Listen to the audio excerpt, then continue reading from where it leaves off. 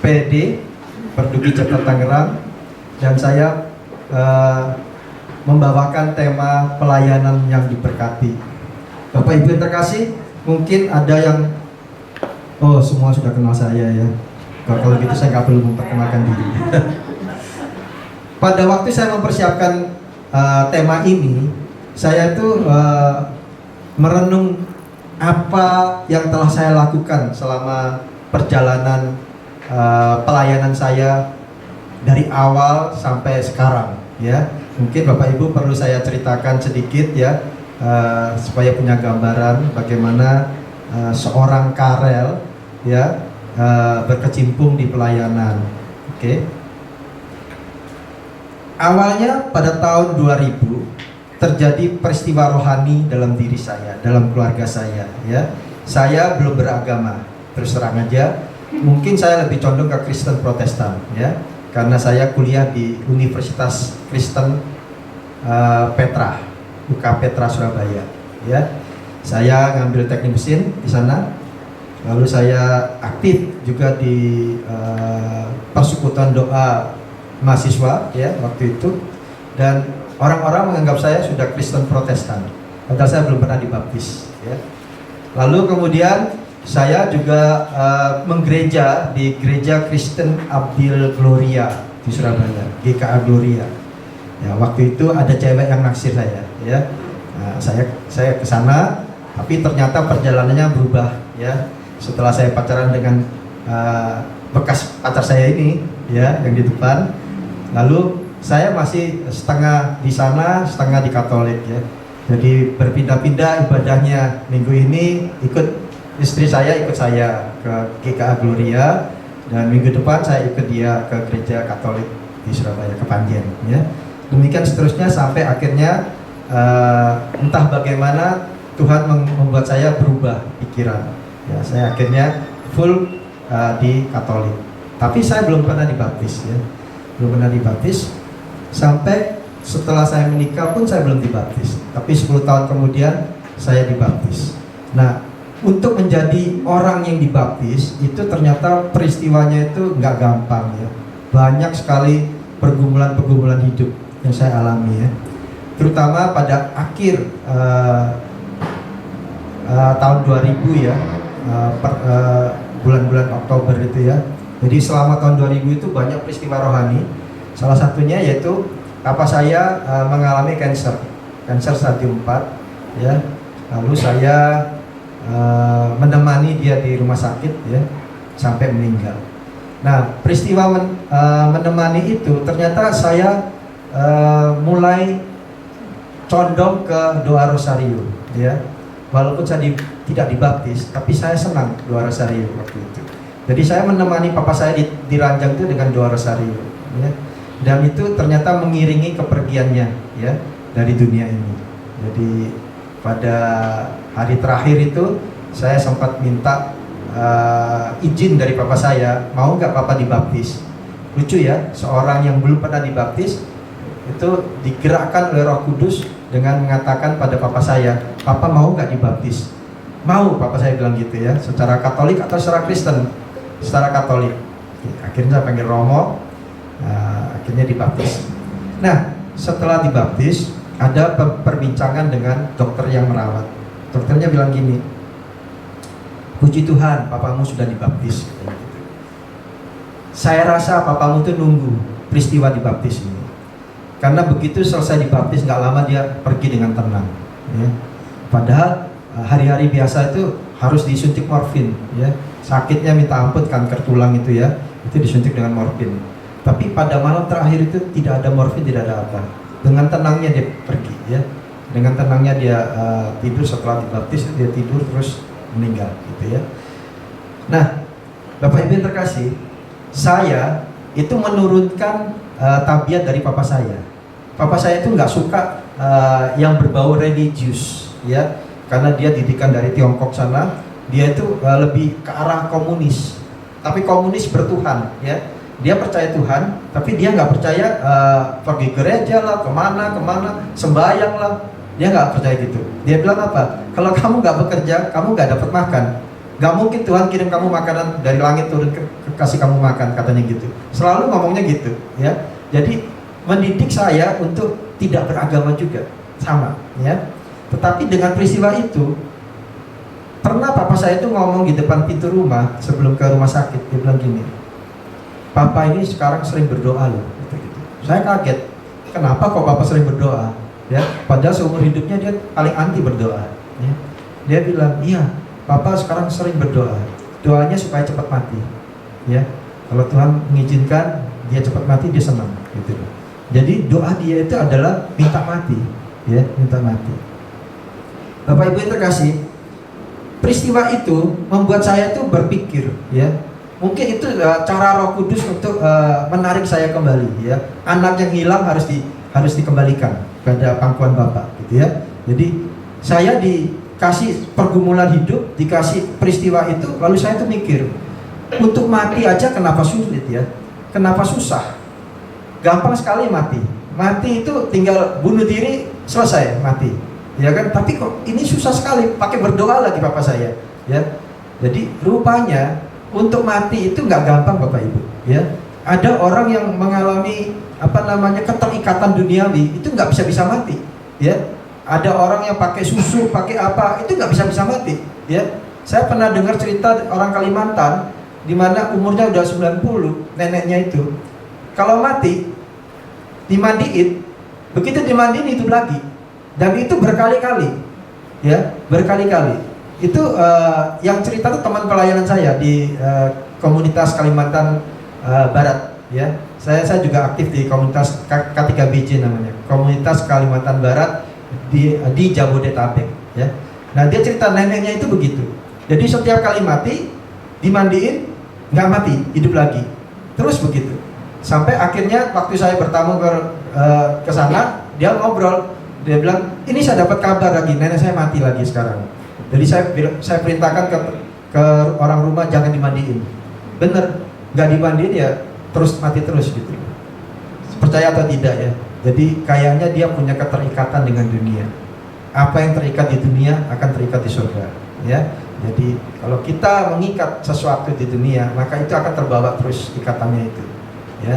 Kalau toh mati, ikatannya itu masih ada, ya.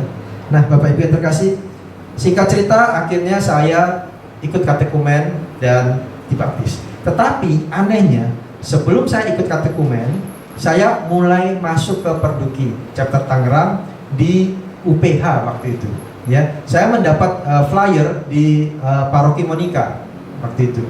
Ada mereka pakai sharernya itu banyak bintang film, ya, banyak selebriti waktu itu.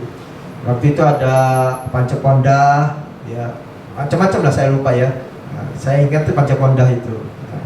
Nah, itu Bapak Ibu, saya masih sebagai sebagai peserta seperti Bapak Ibu semua, masih culun, ya. Waktu itu ada Pak Andoyo gitu, mulai ditawarin, mau nggak jadi pengurus gitu, ya. Dalam hati saya berpikir, kok jadi pengurus? Saya ini baru belajar, ngerti doa juga belum ngerti gitu, ya. Kok disuruh jadi pengurus? Ya itu, waktu itu ada Pak James, ya. Pak James juga ngomong, Pak, gimana mau jadi pengurus, Pak? Saya bilang, nanti dulu deh, nanti dulu. Karena apa? Saya belum ngerti apa-apa, Bapak Ibu. Cuma satu yang saya ingin tahu, saya ingin mengenal Tuhan Yesus.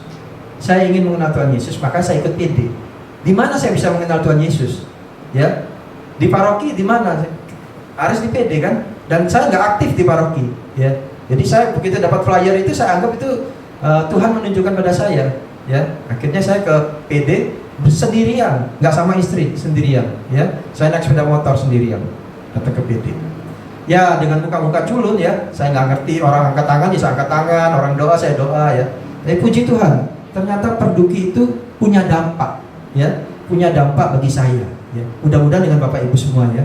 Jadi di dalam PD saya mulai belajar pertama mengenal firman, ya.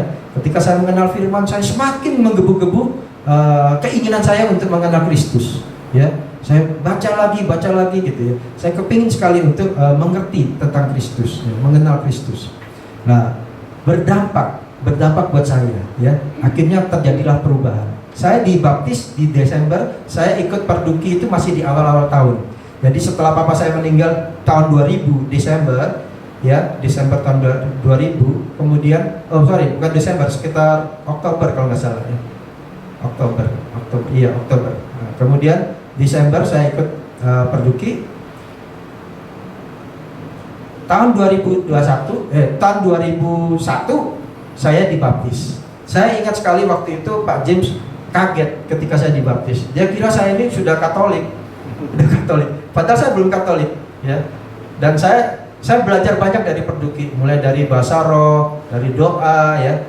Nah, Bapak Ibu yang terkasih, bagaimana pelayanan itu bisa berdampak, ya, bagi kita pribadi masing-masing, ya. Yang pertama adalah apa yang kita dapatkan di pelayanan ini, di Perduki ini, kita bawa pulang ke rumah, ya, kita praktekkan di rumah. Saya mengenal bahasa roh di Perduki, maka saya praktekkan di rumah, walaupun secara diam-diam, tidak tahu, istri saya tidak tahu, ya, saya diam-diam, saya aktifkan bahasa roh. Kemudian saya mengenal firman juga di Perduki, ya. Kemudian saya lanjutkan dengan ikut kursus kitab suci, ya, KPKS. Bapak Ibu yang terkasih, begitu cepatnya hidup itu, ya. Tahun 2000 saya dibaptis, 2001 saya dibaptis, 2002 saya ikut KPKS. Langsung, ya. Saya langsung ikut KPKS. Tapi saya belum pelayanan, Bapak Ibu. Saya baru ikut-ikutan di Perduki, ya. Akhirnya saya diangkat jadi ketua, Pak Andoya sebagai koordinator. Saya lupa tahun berapa. Kemudian berlanjut terus sampai hari ini. Nah, Bapak Ibu yang terkasih, itu singkat cerita seorang pelayan Tuhan, ya, yang dipakai Tuhan. Tapi saya tidak tahu pelayanan saya itu diberkati atau tidak, ya. Tapi mudah-mudahan saya diberkati, ya. Karena tidak ada pelayanan yang tidak diberkati Tuhan. Amin. Ya. Jadi kita semua diberkati. Maka saya menganggap diri saya juga diberkati. Amin. Nah, kita masuk ke slide pertama, pelayanan yang diberkati. Lanjut, Pak. Oke. Nah, suatu pelayanan diberkati itu pasti berasal dari hidup yang diberkati. Amin. Kalau Bapak Ibu hidupnya tidak diberkati, pelayanannya pun pasti tidak diberkati. Ya. Jadi kita bicara tentang pelayanan, itu kita bicara tentang hidup kita dulu, ya. Jangan kita ada orang yang sibuk sekali dengan pelayanan, tapi hidupnya amburadul, kacau balau, ya. Bukan berarti Tuhan tidak bisa memakai pelayanan itu. Bisa, Bapak Ibu. Bapak Ibu yang penuh dengan dosa, itu pun bisa dipakai oleh Tuhan dalam pelayanan. Tetapi Bapak Ibu, pelayanan itu harus memberkati hidup Bapak Ibu, ya. Jadi antara hidup dan pelayanan itu sejalan, ya. Tidak mau Tuhan mengatakan, saya gunakan pelayananmu, saya nggak peduli hidupmu. Nggak begitu, ya. Bisa terjadi Anda melakukan pelayanan dulu, baru hidupnya berubah. Tapi ada yang hidupnya berubah dulu, baru pelayanan. Tergantung Tuhan mana yang mau. Tetapi dua-duanya itu harus sejalan, ya. Jadi selama pelayanan Bapak Ibu ternyata tidak didampingi dengan hidup yang diberkati, maka pelayanan itu akan menjadi tidak panjang lama, ya, tidak kekal, tidak lama. Makanya sering mutung, ya. Pernah dengar mutung? Ya, mutung itu ngambul, ya, ngambek gitu, ya. Jadi ikut pelayanan sekali di sini, bosan lah, ini gini panitianya nggak bener nih, gini, pindah ke sana, ketemu lagi masalah baru, pindah lagi ke sana, ya. Terus akhirnya berpindah-pindah, nomaden, ya. Tapi kalau pelayanan yang dengan ditunjang oleh hidup yang diberkati, maka pelayanan itu akan kekal, ya. Nah, di sini antara hidup diberkati dan pelayanan diberkati, dua itu harus sejalan, ya Bapak Ibu. Ingat-ingat kalau Bapak Ibu masuk dalam pelayanan, ingat-ingat juga hidupnya bagaimana, ya. Karena itu akan dirubah pun hidupnya. Kalau ketemu pelayanan yang bermasalah, justru itu yang diberkati Tuhan. Percaya nggak Bapak Ibu? Ketemu pelayanan yang bermasalah, itu justru Bapak Ibu sedang diberkati Tuhan, ya. Kenapa kok diberkati Tuhan? Coba kita lanjut. Silakan. Nah, kita bicara tentang berkat. Pakai slideshow nggak bisa ya Pak? Nggak bisa. Oh, nggak bisa. Oh, oke. Oh iya. Berkat. Mendengar kata berkat, Bapak Ibu, ya. Mendengar kata berkat, kita selalu konotasinya berkat itu adalah Apa? Hidup enak, sukses, kaya raya, ya, hidup bahagia. Itu semua berkat. Itu nggak salah Bapak Ibu, nggak salah. Tapi ada berkat yang lebih lagi, ya. Oke, kata berkat dalam bahasa Latinnya in benedictio, ya. Benedictio, ben itu bene, artinya baik, dan dicere artinya berbicara. Berbicara baik itu berkat Bapak Ibu, ya. Jadi mengatakan sesuatu yang baik mengenai seseorang itu berkat. Maka kalau kita ketemu sesama teman pelayanan kita sebut shalom, shalom, ya. Shalom itu berkat. Ya, berkat artinya keadaan baik. Shalom itu keadaan yang ideal, yang baik, ya, yang baik di hadapan Allah dan di hadapan manusia. Itu ideal banget. Itu shalom. Nah, itu berkat, ya. Jadi memberkati atau diberkati berarti mengenali kehadiran Tuhan yang penuh kasih dan meneruskan berkat itu. Jadi kalau saya ngomong shalom bukan berarti saya memberkati Bapak Ibu, bukan. Saya meneruskan berkat Tuhan dalam diri saya kepada Bapak Ibu. Amin. Ya. Itulah shalom, itulah berkat, ya. Jadi sekarang kita kembali lagi ke pelayanan yang diberkati. Apakah pelayanan yang diberkati itu? Lanjut.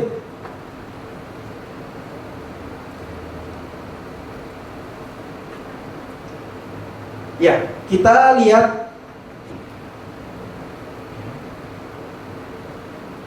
berikutnya. Oke. Bisa dibesarkan? Dibesarkan? Gak bisa.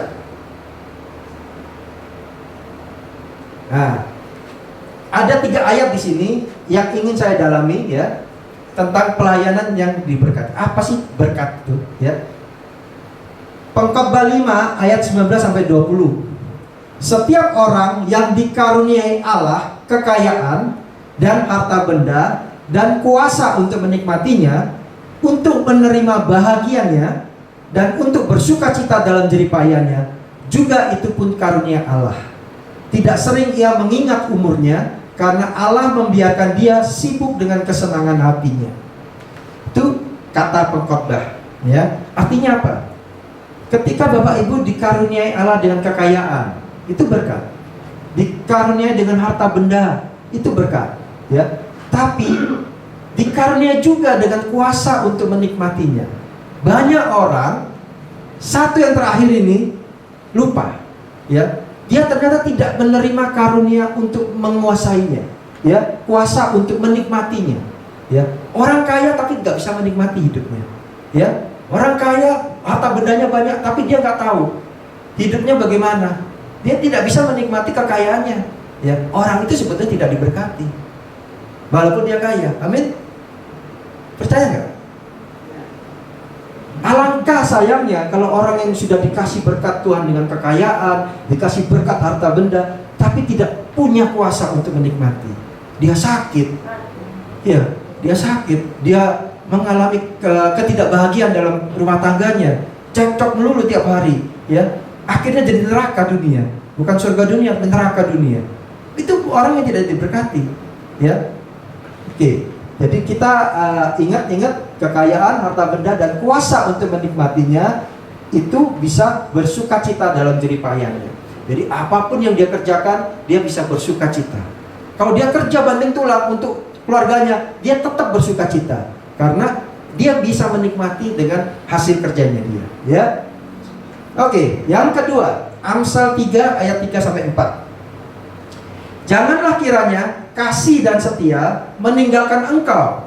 Kalungkanlah itu pada lehermu, tuliskanlah itu pada loh hatimu, maka kau akan mendapat kasih dan penghargaan dan pandangan Allah serta manusia.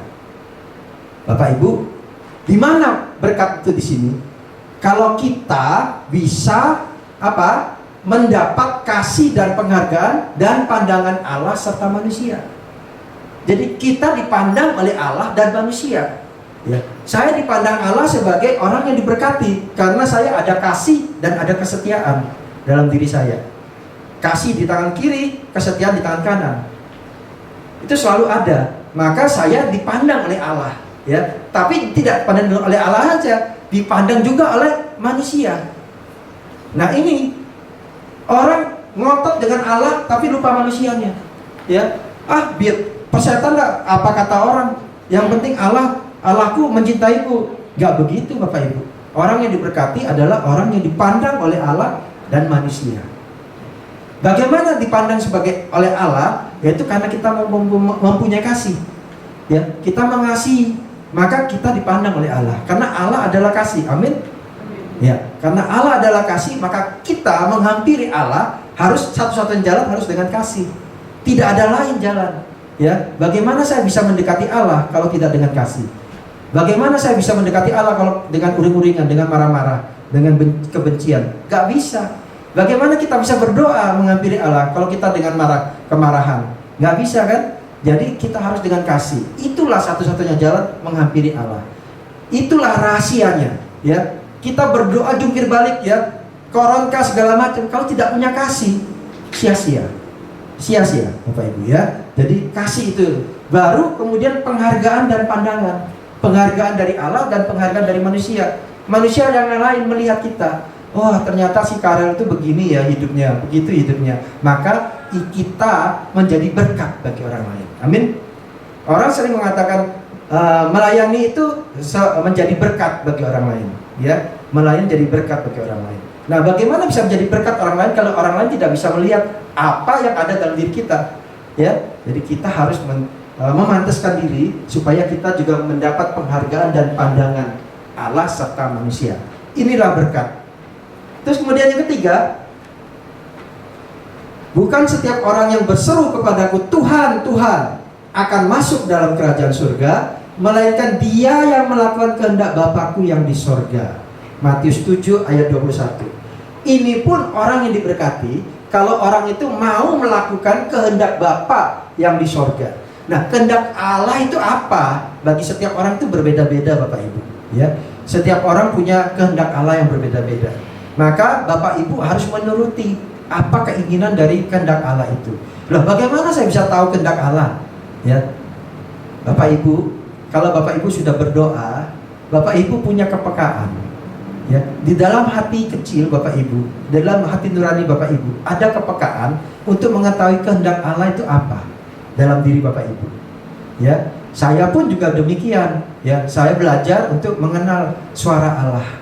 Ya, Allah berbicara apa sih pada saya? Ketika saya mengalami pergumulan hidup, ya, dalam pelayanan banyak juga pergumulan Bapak Ibu. Terus terang aja saya ngomong, di Perduki nggak mulus-mulus banget, ya. Saya dulu mengalami itu. Sepertinya saya juga mau mundur dari Perduki, ya. Tapi saya mengikuti kata hati, ya. Suara hati mengatakan tidak. Justru kamu dengan masalah ini, kamu diberkati Tuhan, ya. Kamu akan mengetahui apa sih tujuan Tuhan dalam hidupmu, pelayananmu itu bagaimana. Kalau saya ngambil pelayanan yang gampang-gampang, itu setiap orang bisa lakukan. Tapi kenapa Tuhan menempatkan saya di Perduki waktu itu? Ya, pada waktu dan kesempatan yang berbeda pastinya Bapak Ibu. Kalau saya sekarang tempatkan sebagai pengurus, mungkin udah ketinggalan zaman. Ya, tapi waktu dan kesempatan yang berbeda, itu orang yang dipilih menjadi ketua itu adalah orang yang benar-benar ada rencana Tuhan di balik itu. Ya, entah terhadap kehidupan pribadinya atau kehidupan pelayanannya. Ya, nah Bapak Ibu yang terkasih, jadi kita melakukan kehendak Bapa di surga. Ingat-ingat itu. Jadi apapun yang kita lakukan, kita melakukan kehendak Bapa di surga. Ya, nah lanjut. Kita masih ingat dengan lanjut. Kita masih ingat dengan salah satunya. Ya, itu. Lukas 2 ayat 52. Ini pun Yesus dikatakan diberkati manusia dan Allah dan manusia, ya. Dan Yesus makin bertambah besar dan makin bertambah hikmatnya dan besarnya dan makin dikasihi oleh Allah dan manusia. Seperti firman yang tadi. Yesus pun dikatakan demikian. Dia dikasihi, makin dikasihi oleh Allah dan manusia, ya. Jadi jelas kata Allah dan manusia ini digandeng, ya, sama penulis Lukas, ya. Nah, artinya apa? Artinya diberkati itu bukan diberkati Allah saja, tapi juga memberkati manusia, ya. Sehingga manusia pun merasa ada dampaknya bagi dia dalam kehidupan sekelilingnya. Oke? Kita lanjut. Pak, silakan lanjut Pak. Ya, sekarang hidup yang diberkati, Bapak Ibu. Tadi kita sudah jelaskan dari 3 ayat ini, saya rangkum di sini, ya. Hidup yang diberkati itu pertama, mereka yang disibukkan dengan karunia Allah, berupa kekayaan, harta benda, dan kuasa untuk menikmatinya. Itu juga diberkati, ya. Jadi disibukkan, ya. Mereka disibukkan dengan karunia Allah, kekayaan, harta benda, dan kuasa untuk menikmatinya. Itu pengkhotbah. Kemudian di Amsal, mereka yang mendapatkan kasih, penghargaan, perhatian dari Allah serta manusia, ya. Itu pun juga diberkati. Dan yang ketiga, mereka yang melakukan kehendak Allah akan masuk ke dalam kerajaan surga. Matius 7 ayat 21. Kenapa ini saya katakan diberkati, Bapak Ibu? Karena untuk masuk ke dalam kerajaan surga itu nggak gampang, Bapak Ibu, ya. Bagaimana saya bisa masuk kerajaan surga? Kalau saya tidak diberkati Tuhan. Amin. Jadi saya perlu diberkati Tuhan, maka saya bisa masuk kerajaan surga. Ya, inilah hidup yang diberkati. Saya belum masuk ke pelayanan, ya. Ini baru hidup yang diberkati. Marilah Bapak Ibu kita merenungkan kembali, apakah hidup saya sudah diberkati Tuhan? Ya, sudah pasti. Sudah. Berkat Tuhan itu sudah ada. Tapi apakah Bapak Ibu sadar bahwa Bapak Ibu hidup dalam berkat Tuhan?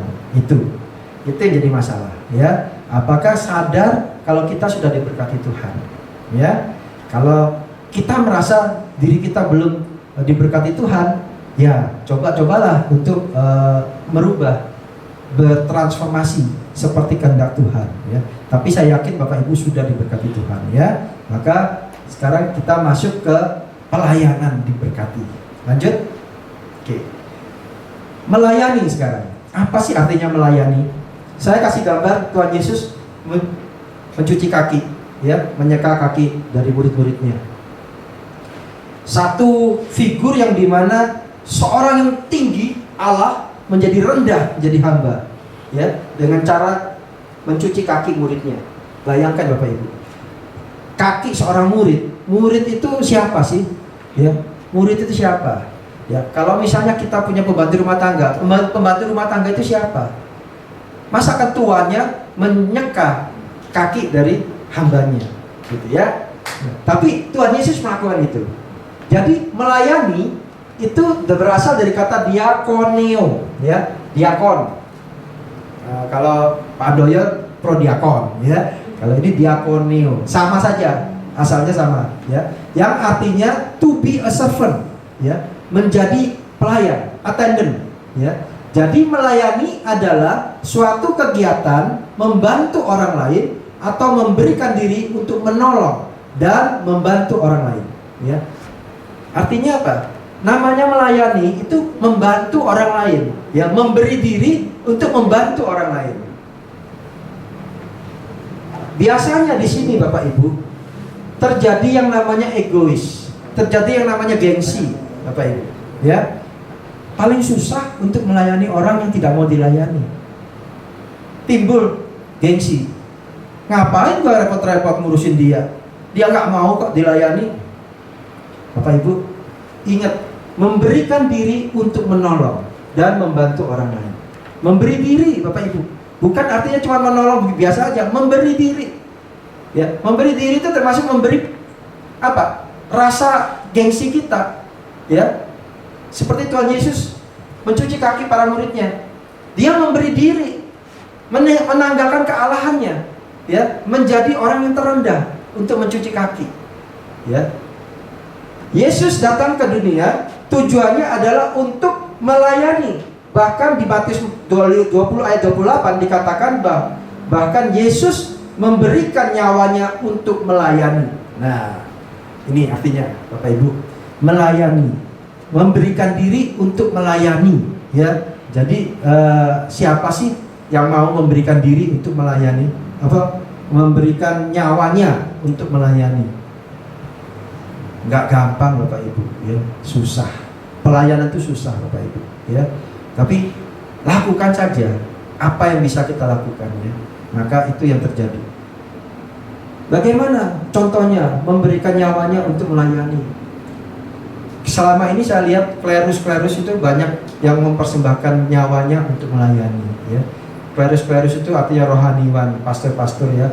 Pastor-pastor di India itu sampai rela dibakar, ya, dibakar. Terus kemudian pastor di Indonesia juga ada yang hampir dihukum gara-gara menyembunyikan demonstran, ya. Masih ingat demonstran siapa? Basuki Sujatmiko, ya. Dia sembunyi di Pasuruan waktu itu. Romo siapa? Romo Sandiawan kalau nggak salah, kan. Itu hampir dipenjara Romo Sandiawan gara-gara dia nggak mengaku kalau si Pak Basuki Sujatmiko itu ada di dalam rumahnya. Nah, contoh-contoh itu adalah melayani, memberikan nyawanya untuk melayani, ya, gitu. Tapi kita pun bisa melakukan hal-hal ini, ya. Kita pun bisa melakukan, ya. Misalnya sangkal diri. Apa yang kita rasakan enak, kita harus tinggalkan demi melayani orang, ya. Apa yang kita lakukan demi untuk orang lain, maka kita tinggalkan semua keenakan kita, ya, semua kenyamanan kita. Itu juga termasuk melayani, ya, memberikan nyawanya. Oke, lanjut melayani. Kemudian kita masuk ke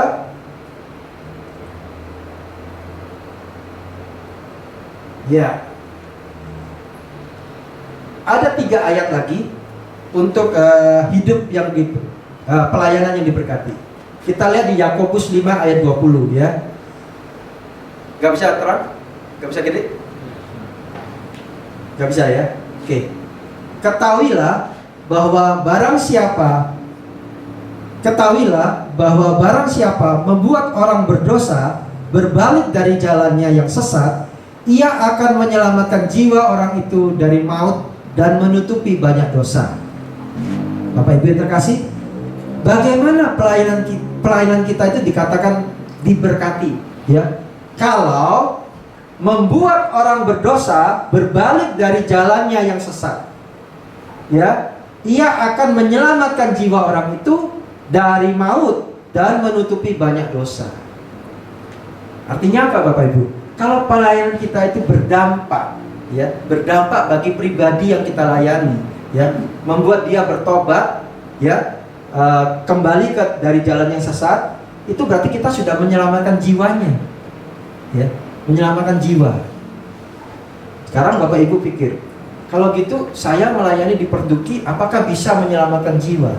Ya, bisa. Tergantung juga yang dilayani mau nggak diselamatkan.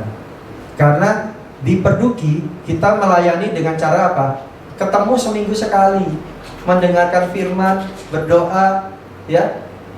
Kalau orangnya tidak bisa masuk ke dalam apa yang dimauin oleh Perduki, yaitu berdoa, membaca kitab suci, ya susah juga untuk diselamatkan, gitu loh, ya. Jadi pelayanan yang berdampak tergantung pada orangnya. Tetapi ada juga pelayanan yang berdampak yang kelihatan jelas, ya. Contohnya, kalau saya menjadi katekis di paroki, ya, itu jelas sekali. Saya memberikan masukan pengetahuan kepada katekumen supaya dia convert, berubah menjadi pengikut Kristus, ya. Ada tolak ukurnya, karena dia bisa berubah menjadi pengikut Kristus, maka itu berdampak, ya. Atau saya menjadi fasilitator Emmaus Journey, ya. Saya masih ingat berapa tahun yang lalu ketika Perduki masih di mana? Masih waktu itu di mana, ya? Di ini ya, Serpong itu ya, apa?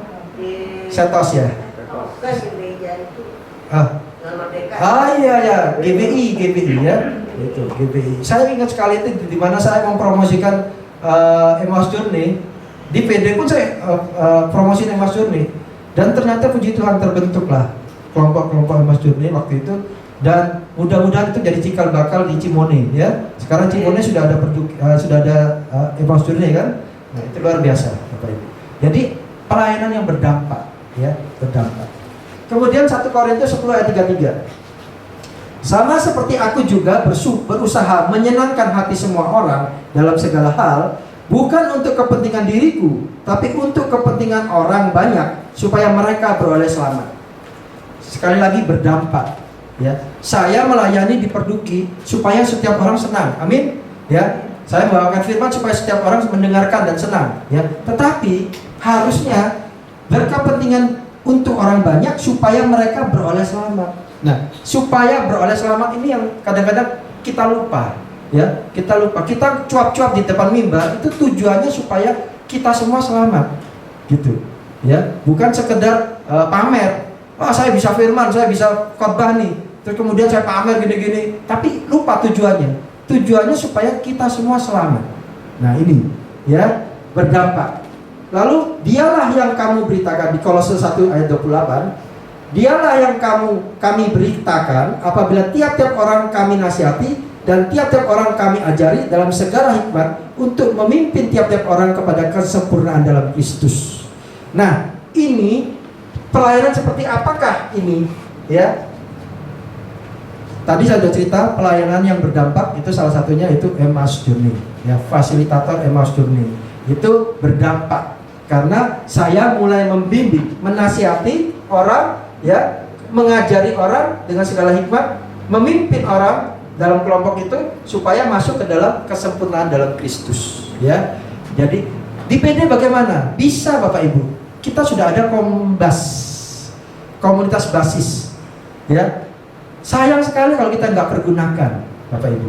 Kombas itu justru intinya dari PD. Ya, saya teringat waktu itu ada BPK dari Surabaya. PD-nya itu bisa hidup karena kombas. Banyak sel-sel kecil dia bentuk, ya. Oh, banyak sekali ya, 50 sel ada itu di sana itu.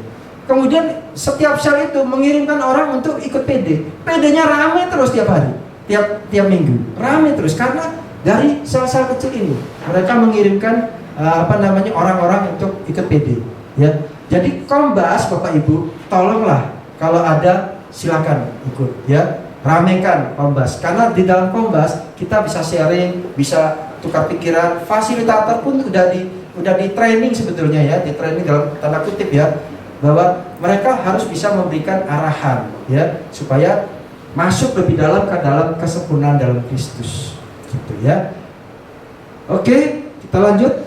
Nah, jadi 3 poin tadi saya rangkum di sini. Pelayanan yang diberkati adalah pengorbanan, menyenangkan hati semua orang. Kurban, ya, menyenangkan hati semua orang. Apakah enak menyenangkan hati semua orang? Gak enak Bapak Ibu, ya. Saya nggak bisa menyenangkan setiap orang, ya. Tapi saya harus terpaksa melakukan itu demi orang lain. Berarti berkurban, bukan pengorbanan, berkurban, ya, kurban. Dalam melayani dan berdampak. Nah, berdampak ini memperoleh selamat supaya setiap orang selamat, ya, bagi orang lain. Kemudian pelayanan pemuritan. Nah, pemuritan artinya mengajari dalam segala hikmat yang berdampak kesempurnaan di dalam Kristus, ya. Ya. Kemudian ini kombas, ya, pemuritan itu kombas, Bapak Ibu. Lalu pelayanan membawa pertobatan yang berdampak menyelamatkan jiwa dari maut dan menutupi banyak dosa. Bapak Ibu, apa arti kata menutupi banyak dosa? Ya, artinya begini, saya yang melayani itu tidak luput dari dosa. Amin. Semua orang itu masih dalam dosa, tetapi dengan pelayanan itu akan menutupi banyak dosa, ya. Mestinya saya itu jam sekian ini masih bisa berbuat dosa, tapi saya kurangi dengan melayani. Ada waktu-waktu tertentu di mana Tuhan pakai, dan itu akan menjadi impact, menjadi pengaruh, ya, dalam kehidupan. Satu tinta itu akan membuat susu sebelanga jadi warnanya berubah, ya. Hanya satu tinta, satu iman, setitik biji sesawi itu akan berubah semua, ya.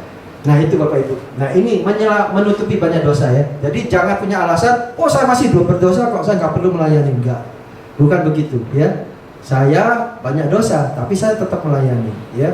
Tapi dengan melayani, saya akan menutupi banyak dosa, mengurangi dosa, gitu, ya. Oke, lanjut. Nah, sekarang saya masuk ke spiritualitas pelayanan, ya. Ini terakhir nih, spiritualitas pelayanan ini harus diingat ada 4, ya.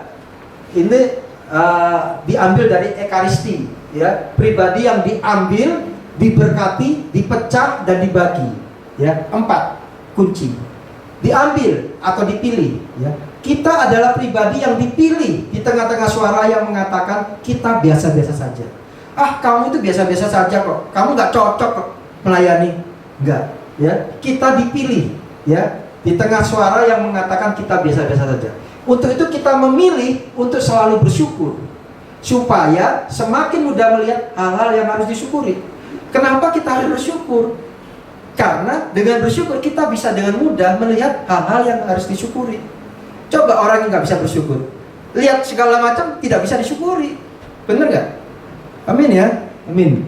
Oke, jadi syukur membuahkan syukur, kasih membuahkan kasih. Bagaimana saya bisa mengasihi? Ya, kalau saya tidak pernah mengasihi orang, bagaimana saya bisa mendapatkan kasih kalau saya tidak mengasihi orang? Jadi syukur membuahkan syukur, kasih membuahkan kasih, gitu ya. Oke, ini kita diambil atau dipilih. Kemudian yang kedua, diberkati. Ya, kita membutuhkan berkat untuk meneguhkan pelayanan kita. Seperti kata-kata Bapa, engkau adalah anak yang kukasihi, kepadamu aku berkenan. Kata-kata Allah Bapa itu, ya, engkau adalah anak yang kukasihi, kepadamu lah aku berkenan. Itu kata-kata waktu kapan? Waktu Yesus dibaptis, ya. Kenapa perlu Bapak ngomong gitu? Itu sebagai peneguhan. Kita hidup itu perlu peneguhan, ya. Makanya kita butuh komunitas, ya. Di dalam komunitas itu pelayanan kita itu diperteguh, dikuatkan, ya, dikuatkan. Oke, kita diberkati. Artinya kita dibuat teguh, ya. Kemudian yang ketiga, dipecah. Nah, mau nggak kita dipecah? Ya. Kita memberikan diri bersengsara, pasio, ya. Karena ditolak, tidak dihargai, tidak berguna, tidak dicintai. Banyak Bapak Ibu di dalam PD itu saling sikut, ya. Umum itu, di mana-mana begitu, gak usah cari, ya. Di mana-mana sama, ya, saling sikut, saling ini, itu biasa. Tapi ingat-ingat, kita dipecah. Kita mau nggak dipecah? Berbagi, ya. Kita berbagi, bersengsara, seperti Yesus mengalami jalan salib, melayani dengan jalan salib, ya, sengsara. Dan terakhir dibagi, ya. Kita dipilih, diberkati, dipecah untuk siapa? Untuk orang lain, bukan untuk diri saya. Ya, ngapain saya dipilih? Ngapain saya diberkati? Ngapain saya dipecah? Pasti tujuannya satu, untuk orang lain. Ya, artinya saya berbagi. Ya, makanya ada dikatakan saya diberkati untuk memberkati. Ya, saya diberkati untuk memberkati. Artinya saya rela berbagi bagi sesama. Ya, jadi siapakah aku bagi orang lain? Jadi kita bukan berpikir apa yang saya berikan untuk orang lain, tetapi siapakah aku untuk orang lain. Ya. Jangan berpikir saya sudah memberikan apa pada Perduki, pada pelayan ini, tapi berpikirlah siapakah saya di dalam Perduki ini. Siapakah saya, ya, dalam Perduki ini. Itu yang penting, ya. Oke, ada lanjut? Masih ada? Tidak ada, selesai. Nah, Bapak Ibu yang terkasih, kita semua diberkati, amin. Ya, dan mulai hari ini kita juga akan menjadi pribadi yang memberkati orang, ya. Amin. Dan saya minta Bro Acai untuk memberikan sharingnya, ya. Semoga menguatkan kita semua. Tuhan memberkati.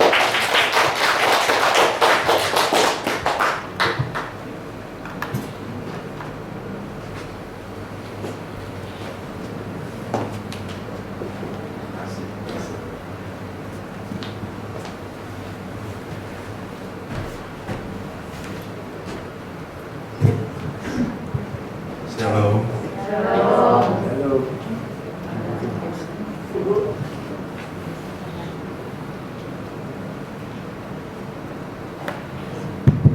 Puji Tuhan, saya boleh diizinkan untuk sedikit cerita-cerita, sharing-sharing mengenai kebaikan Tuhan di dalam hidup kita. Sharing-sharing saya berawal daripada pelayanan, perutusan pada waktu itu kira-kira 2 bulan lalu, ya, untuk ke Pulau Batam. Ya, jadi seperti pewarta 3 minggu lalu, Pak Tony Tandra, beliau juga ke Batam. Pak Tony Tarandra juga pada waktu itu berbicara di hadapan kita semua, ya saya siap diutus ke Batam. Demikian juga pada 2 bulan lalu kira-kira saya ketika diminta untuk ke Pulau Batam, ya saya siap diutus. Tidak banyak yang saya pikirkan mengenai kesibukan saya ataupun lain-lainnya lah. Saya sanggupi, saya siap diutus. Singkat kata, dalam perjalanan menjelang hari H, begitu banyak permasalahan, pergumulan yang memang saya hadapi di dalam pekerjaan. Pada waktu itu, situasi lumayan. Karena menyangkut pekerjaan kami di area terbuka di 2 wilayah Tangerang dan Bogor. Ya, jujur kami sangat menyita pikiran, waktu, tenaga, biaya. Menjelang hari H tambah parah. Kami gunakan kekuatan pasukan khusus Paskas. Di daerah sana mereka gunakan ormas.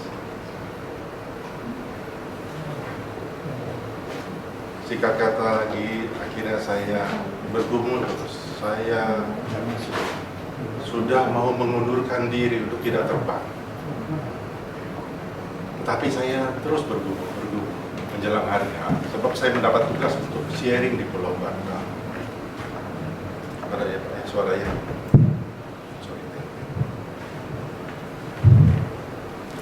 Akhirnya menjelang H-1 saya putuskan untuk tidak terbang. Tapi saya diam-diam, saya tidak mau bicara dengan teman-teman yang akan terbang ke Pulau Batam. Di hari H pagi-pagi saya baru mau bicara. Malah saya dikasih lagi yang lain. Apa itu? Pada malam hari itu saya buang-buang air atau diare. Semakin menguatkan niat saya lagi untuk tidak terbang. Dan di malam hari itu saya hanya minta bantuan dari teman-teman Rosario, ya mungkin teman-teman ingat ya, supaya saya dijauhkan dari yang jahat. Dan malam hari itu juga saya rubah doa saya. Apa sih yang Tuhan mau? Tuhan, saya cuma rubah doa saya. Tuhan, pakai saya lebih lagi. Pakai saya lebih lagi. Sudah, saya tutup, saya tidur. Besok pagi singkat kata lagi kami bangun. Sudah harus berangkat, antara membatalkan atau melanjutkan. Itu di rumah anak-anak, istri sempat menitip bertanya kepada saya, kamu masih akan terus berangkat? Mereka menyiapkan, maaf ya, seperti pampers atau pampers atau softtek lah, maaf. Ya Bapak Ibu mungkin tahu ya, dalam perjalanan kalau kita lagi diare itu paling takut. Apalagi harus terbang. Jadi saya sudah dapat, dan jadi saya bawa dalam doa, saya dapat, tentulah dapat hikmat. Saya akan terus berangkat. Saya mau setia. Begitu naik kendaraan pergi ke airport, hilang itu rasa sakit perut ataupun diare, kita takutkan semua. Teruslah sampai ke airport, nggak berasa lagi sakit. Begitu. Ketika saya mau terbang, saya matikan itu handphone, saya tutup, saya tidak mau tahu semua urusan pekerjaan. Saya percaya kalau Tuhan mengutus saya untuk melayani, pasti Tuhan akan menggenapi. Dengan Dia akan mengutus orang-orang lain untuk menyelesaikan urusan-urusan yang ada di dunia inilah. Kami terbang ke Pulau Batam. Sampai di Batam saya buka handphone. Satu masalah terurai, satu masalah terselesaikan. luar biasa. Tak terbayangkan kalau saya masih tetap di Jakarta, mungkin masih berkutat dengan masalah-masalah itu dan belum selesai. Malahan saya sudah tidak setia dengan tugas perutusan saya. Sakit perut diare hilang, urusan pekerjaan beres. Yang tadinya kita pikir rugi, malahan untung, cuan dalam pelayanan. Ini salah satu cuan dalam pelayanan. Ya, budgetnya tadi sekian puluh juta, hanya keluar sekian juta. Luar biasa. Nomor satu, Tuhan mau saya setia terus, saya terus jalan, dan Dia yang menggenapi, Dia yang mengurus lain-lainnya. Luar biasa. Jadi dari sharing saya hari ini, kira-kira saya selalu mengajak teman-teman semua, biarlah kita dipakai lebih lagi oleh Tuhan kita lebih lagi ke tempat yang lebih dalam melayani, karena kita semua adalah tentu orang-orang yang telah diberkati, dan semoga pelayanan kita menjadi pelayanan yang diberkati. Amin. Terima kasih. Terima kasih.